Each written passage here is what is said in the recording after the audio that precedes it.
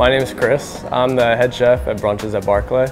We do a good mix of breakfast and lunch. It's a little something for everybody. I've used oils before, other than Mel Fry, and you can definitely tell the quality is a lot better.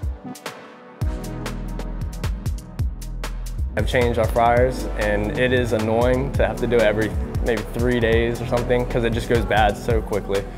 But I think it can get me to 6 days. But this, if it lasts me longer, I don't have to order as much.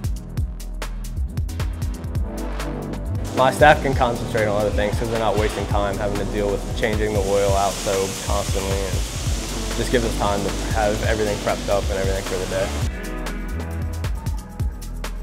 If you use something like this, it definitely takes the quality of what you're putting out to another level. It is worth spending a little more on your oil when it comes to the food quality and customer experience, definitely.